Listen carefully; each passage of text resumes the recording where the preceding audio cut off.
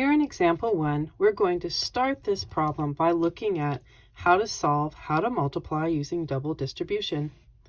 When you double distribute, we are going to multiply the first term times both of the terms in the second set of parentheses.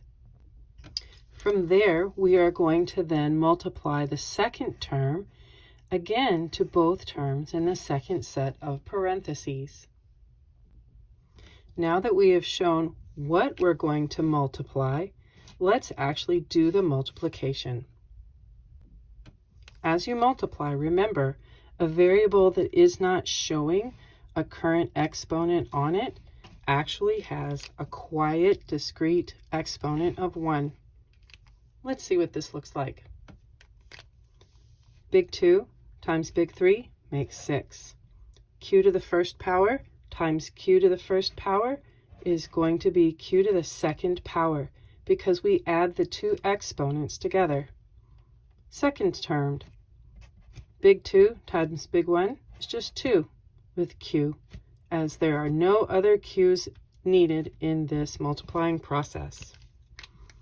For my third term, I have 2 times 3 making 6, and again just a simple q. And finally, big 2 times big 1 for my fourth term is just 2. Now we are ready to combine our like terms. 6q squared does not have another q squared available to combine with, so it is just going to be 6q squared. Where 2q plus 6q both have a simple q with only an exponent of 1 with it, so I can combine them together, making 2q, or 2 queens, so to speak, plus another 6 queens would make 8 queens, or 8q.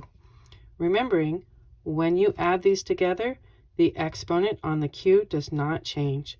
And finally, your constant of 2 at the end has no one to combine with, making your final multiplied, simplified answer being 6q squared plus 8q plus 2. A second way to show the process of multiplying two binomials together would be to do the box method. To do the box method, you draw a box, and you will notice that the top has 2 compartments because my first set of parentheses has 2 terms. And my left side also has 2 compartments because my second set of parentheses also has 2 terms. After you label the top and the left of your box using the 2 binomials in the problem, we now multiply into each square from the outside. Big 3 times big 2 is a big 6. Q times q, remembering that there are quiet, discrete exponents of 1, q times q is q squared. A positive 3 times a positive 2 makes positive 6. And there is a q, but only one of it, so let's put that in there. Positive 2 times positive 1 makes a positive 2. And there's only just one q, let's put that in there. And last but not least, a positive 1 times a positive 2 makes a positive 2. What we see in this moment should look really familiar.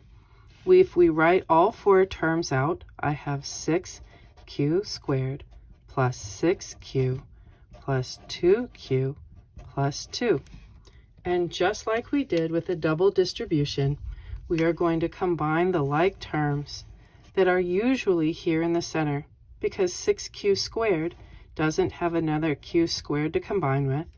6q plus 2q again makes 8q, and then my constant of 2 at the end also does not have anything to combine with.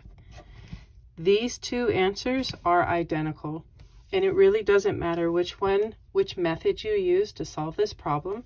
Just use the one that works best in your brain.